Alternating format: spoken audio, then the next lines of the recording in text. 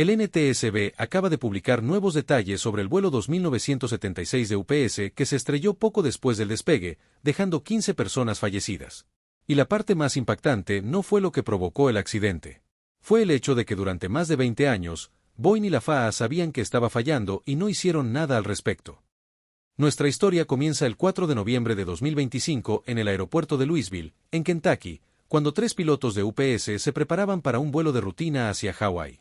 Vale la pena mencionar que la aeronave original que debían operar ese día presentaba una fuga de combustible descubierta durante la inspección previa al vuelo. Por eso les asignaron un reemplazo, un McDonnell Douglas MD-11F. Se trata de una aeronave de fuselaje ancho con 3 motores, originalmente entregada en configuración de pasajeros y posteriormente convertida a carguero para UPS. El capitán en el asiento izquierdo era Richard, quien actuaba como piloto de monitoreo y contaba con más de 8.600 horas de vuelo, incluyendo casi 5.000 en el MD-11. A su lado, en el asiento derecho, estaba Lee, el primer oficial, quien pilotaba la aeronave y acumulaba más de 9.200 horas de experiencia. También había a bordo un capitán de relevo llamado Dana, con más de 15.000 horas de vuelo, incluyendo más de 8.700 en el MD-11. Creo que una de las partes más tristes de esta tragedia es que, a pesar de toda la experiencia que tenían, no había nada que pudieran hacer para evitarlo. No cometieron ningún error, y no había nada en su entrenamiento que los hubiera preparado para lo que estaban a punto de enfrentar. Cuando iniciaron el rodaje de despegue, todo parecía normal y la aeronave aceleró hasta la velocidad de despegue. Pero en el momento en que jalaron los controles para rotar y elevarse, todo se desmoronó. El video de vigilancia del aeropuerto captó el instante en que el motor izquierdo y su pilón se desprendieron de la aeronave. Salió disparado por encima del fuselaje y se inició un incendio en el ala izquierda donde antes estaba el pilón. Para ser completamente claros, el MD-11 puede volar con 2 motores. Pero según lo que se aprecia en las imágenes, el motor número 2 ubicado en la cola también presentaba llamas, posiblemente porque algunos fragmentos ingresaron en él y lo apagaron. El NTSB aún no ha confirmado eso. En cualquier caso, algo fallaba en ese motor, lo que significaba que los pilotos contaban efectivamente con un solo motor, tenían un incendio en el ala izquierda y les resultaría imposible mantenerse en el aire. Lucharon por permanecer volando durante unos 25 segundos y lograron alcanzar unos 30 pies de altura, lo justo para superar la valla al final de la pista. Sin embargo, el tren de aterrizaje rozó el techo de un almacén y la aeronave se estrelló, causando la muerte de los 3 pilotos y 12 personas en tierra. La pregunta que debía responderse no era qué hicieron los pilotos, sino por qué se desprendió el motor en primer lugar. Y cuanto más profundizaba el NTSB en los detalles, peor se ponía la historia. Antes de compartir los perturbadores detalles sobre cómo Boeing y la FAA podrían haber evitado esto, es necesario entender qué ocurrió exactamente. En el MD-11, el motor izquierdo estaba montado sobre un pilón en el ala, y ese pilón se conectaba al ala en 3 puntos distintos. Hay un anclaje delantero cerca de la parte frontal del ala, un accesorio de empuje justo detrás de este, y un anclaje trasero hacia la parte posterior. La pieza que falló fue el anclaje trasero.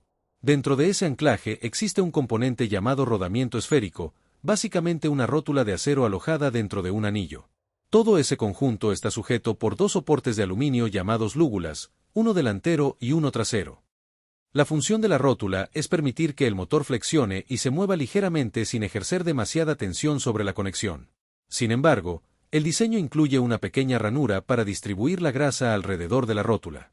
Y aunque eso pueda parecer una buena idea para reducir la fricción, el problema es que las esquinas de esa ranura resultaron ser el lugar perfecto para que comenzaran a formarse pequeñas grietas. Esas grietas fueron creciendo lentamente a lo largo de miles de vuelos hasta que finalmente se volvieron tan grandes que el anillo alrededor de la rótula se partió en 2 piezas.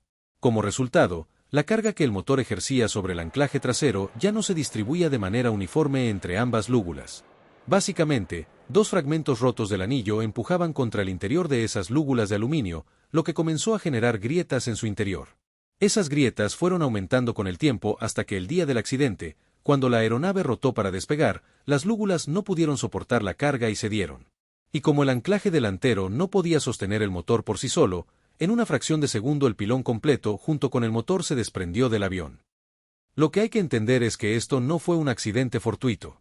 Fue un fallo en cámara lenta que venía desarrollándose a lo largo de miles de vuelos. Y la parte más perturbadora es que el NTSB descubrió que este mismo modo de fallo ya había ocurrido antes, no una sola vez, sino en múltiples ocasiones. Para comprender bien la historia, Debemos remontarnos al 25 de mayo de 1979, cuando el vuelo 191 de American Airlines despegaba del aeropuerto O'Hare de Chicago en un DC-10.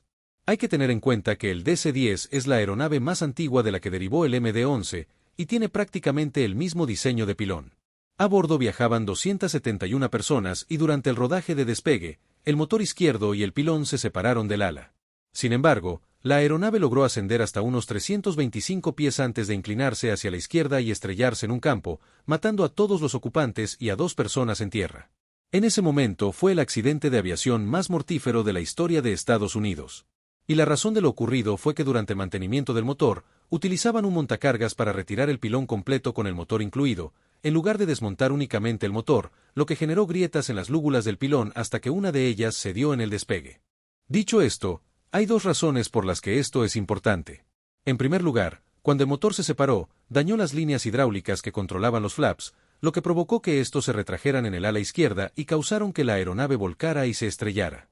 Por eso, cuando se diseñó el MD-11, se construyó específicamente para que si el pilón volviera a desprenderse, los flaps permanecieran extendidos y la aeronave no volcara. Esa solución funcionó exactamente como estaba diseñada, razón por la cual la tripulación de UPS pudo mantener la aeronave relativamente nivelada durante esos 25 segundos. Sin embargo, la segunda cosa que hay que saber sobre esta tragedia es que tras el desastre del vuelo 191, el NTSB emitió una recomendación de seguridad solicitando a la FAA que se asegurara de que cuando se reportaran problemas con piezas en servicio, esos problemas fueran analizados y compartidos con otros operadores de aeronaves, y que se tomaran medidas correctivas de manera oportuna. Eso tiene todo el sentido del mundo. Pero lamentablemente, la FAA rechazó esa recomendación argumentando que era una acción inaceptable porque los requisitos adicionales de reporte representarían una carga económica sin un beneficio de seguridad equivalente. Hay que recordar que esto fue en 1979, y están a punto de descubrir por qué esto resultaría ser un asunto de enorme importancia. Tras la tragedia del vuelo 191, todo pareció marchar bien durante las siguientes décadas, hasta julio de 2002. Fue entonces cuando una empresa operadora de aeronaves MD-11 reportó a Boeing un rodamiento esférico fracturado. Ese es el mismo componente del que hablamos antes en relación al vuelo 2976 de UPS. Según la investigación, el rodamiento había fallado alrededor de los 8500 ciclos y al hacerlo, partió el anillo exterior por la mitad y dobló la lúgula delantera. Esto ocurrió 23 años antes de la tragedia de UPS.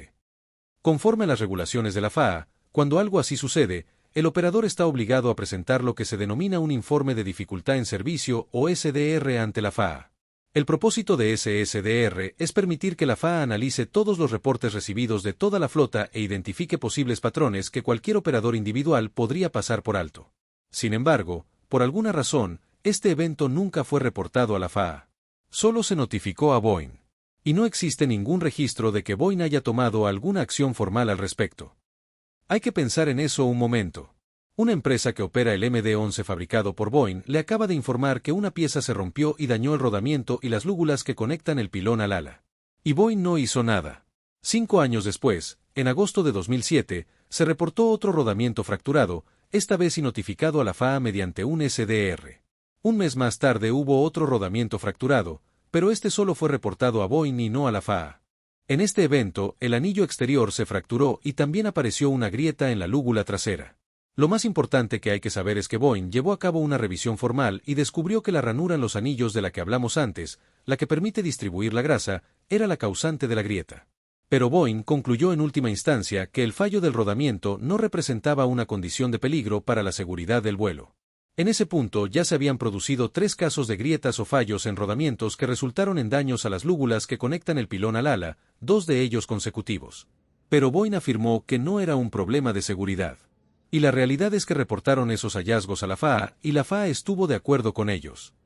Si eso les genera frustración, esperen a escuchar lo que ocurrió después.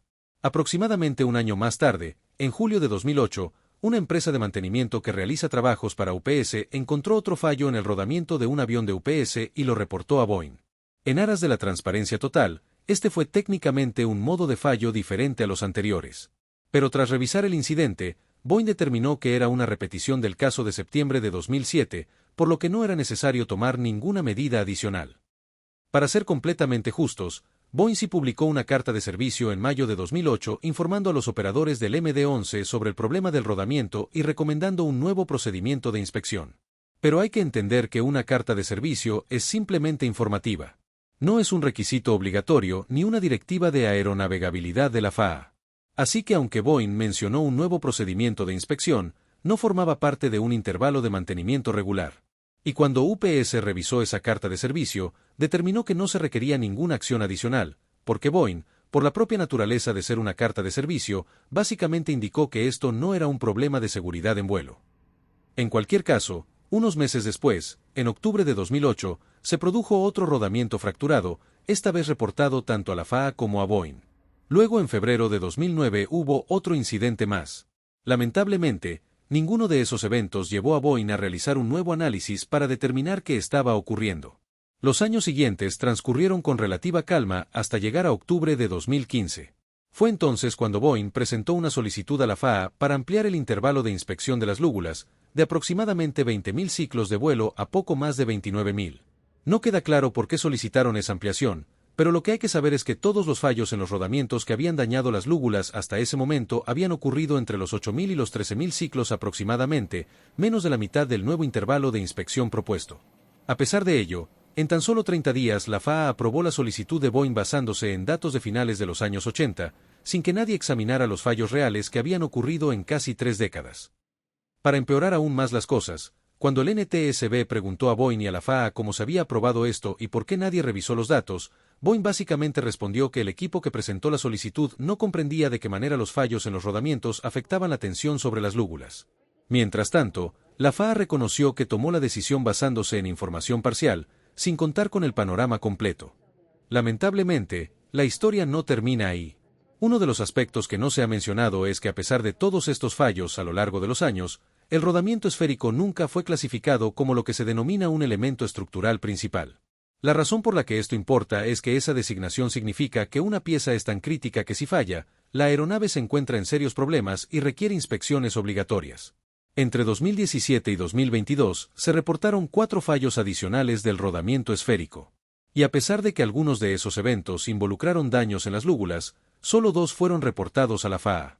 Y el evento más reciente, ocurrido en diciembre de 2022, no fue reportado a nadie. Lo único que sabemos con certeza es que para ese momento todos los agujeros del queso suizo estaban alineados y era solo cuestión de tiempo. El 4 de noviembre de 2025, el rodamiento esférico del vuelo 2976 de UPS falló de la misma manera en que había fallado al menos 10 veces antes. Trágicamente, esta vez las lúgulas se dieron por completo, los pilotos no pudieron hacer nada al respecto y 15 personas perdieron la vida. El NTSB reveló que una de las razones por las que algunos de estos incidentes podrían no haber sido reportados a la FAA es que Boeing tenía un acuerdo de trabajo con la FAA que básicamente establecía que los eventos repetidos no necesitan ser abordados por separado como un caso nuevo, sino que simplemente son datos adicionales. Como resultado de la tragedia de UPS, ese lenguaje ha sido eliminado del acuerdo. No está claro si la decisión de la FAA de rechazar la recomendación de seguridad del NTSB en 1979 fue lo que finalmente llevó a esta tragedia. Pero lo que sí sabemos es que este era un modo de fallo documentado desde 2002 que fue básicamente descartado como un problema que no representaba un riesgo para la seguridad. Cuando el NTSB preguntó a UPS si confiaban en que un accidente como este no volvería a ocurrir, UPS respondió que no, porque dependen de las determinaciones de seguridad de la FAA y Boeing. Por eso los debriefs son tan importantes. Este no fue un caso de error de piloto. Fue un caso en que el sistema diseñado para detectar problemas como este falló repetidamente durante décadas. Sin embargo, la pregunta que aún no ha sido respondida es cuántas otras piezas han sido mal clasificadas y qué otros accidentes se están gestando en este momento sin que lo sepamos. Muchas gracias por ver este video, y nos vemos en el próximo.